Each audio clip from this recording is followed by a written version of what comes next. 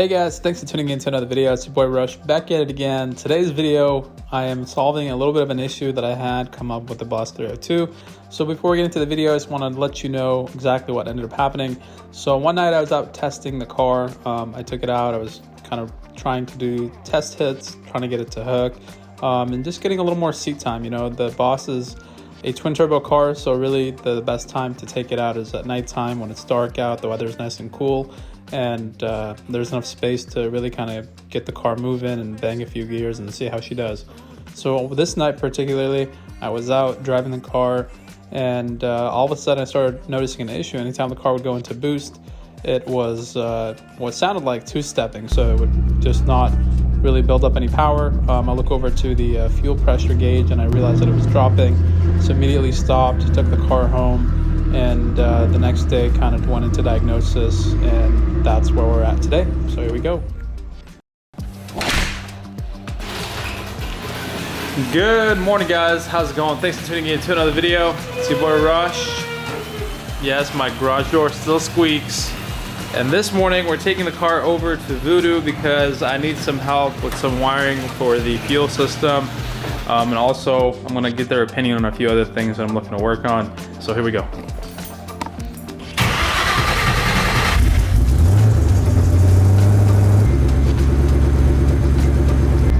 Taking quite a bit of stuff with us over today to Voodoo.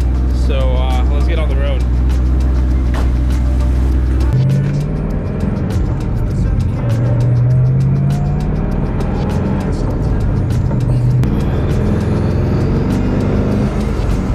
Bless you.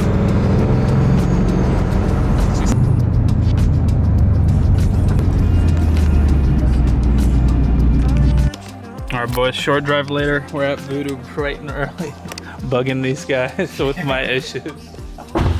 Good morning, boys. We might get it all done one day. Might, huh? It looks good, man. Oh, jeez. Okay, so I'm gonna walk you through the problem. I kind of ghetto rigged this so I can drive it over here. Grab a flashlight.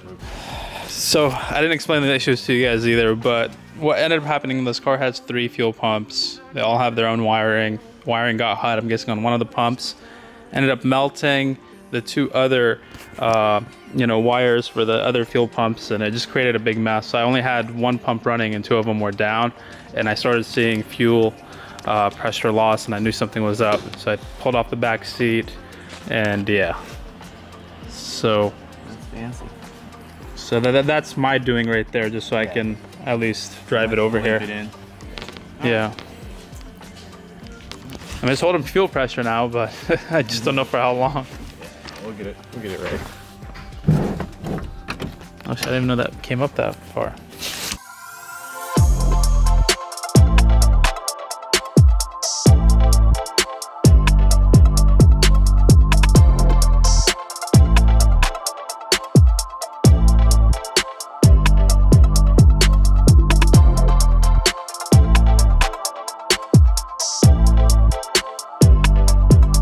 Okay guys, so Kalen's gonna go ahead and give us a little bit of an idea of why I had the issue to begin with. So he's telling me this probably would happen because the wires were not soldered, you know, in this area right here. They're butt connected and they weren't heat shrinked over.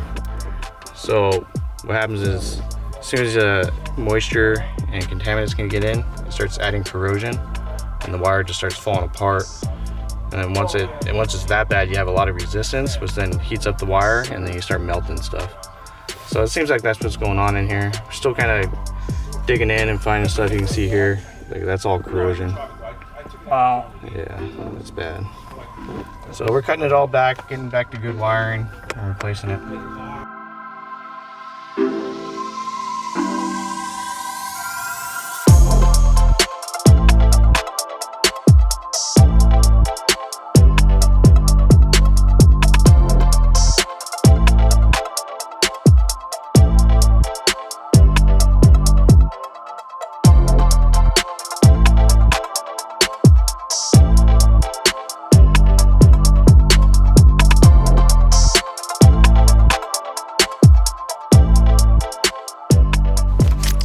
So the man's been doing pretty crazy work back here. So you're making a few changes to the way things were done.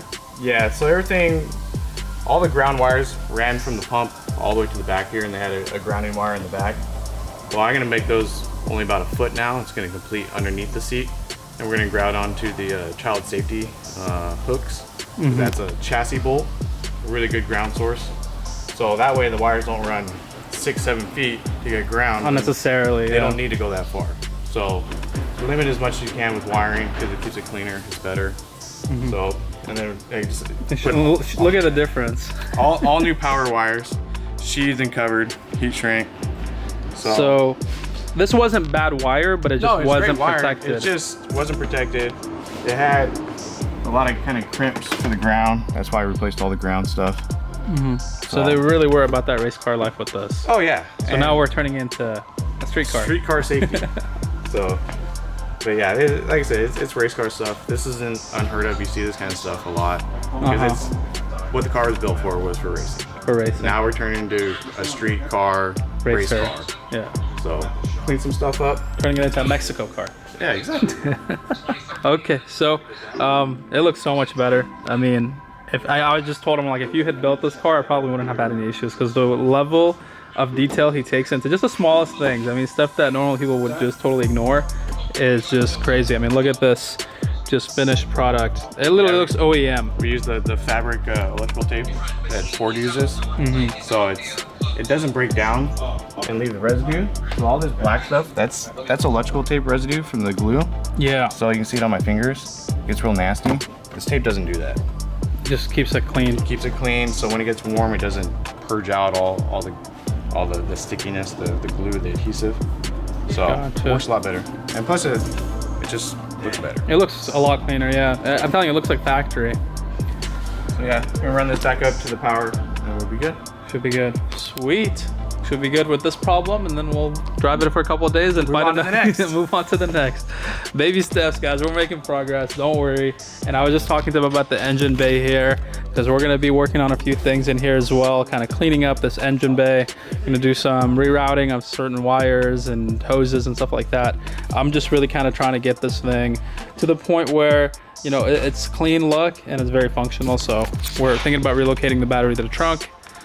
And yeah, there's just a lot to do, man. There's a lot to do. And I knew that getting into this car, I knew it wasn't just gonna be, you know, kind of grab the keys and go.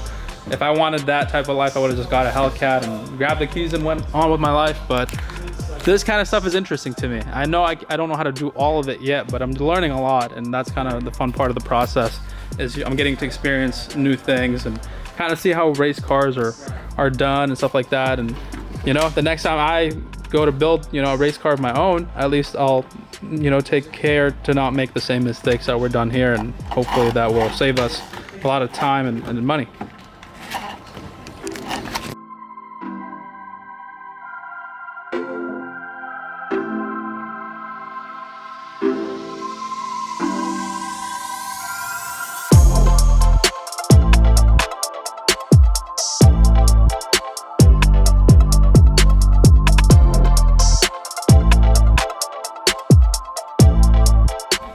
All right, we're gonna go ahead and do a quick test.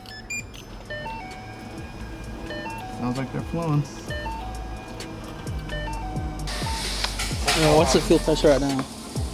55. 65, yeah.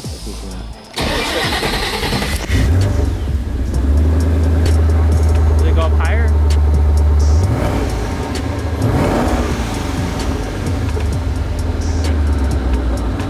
It went up to 60? Okay.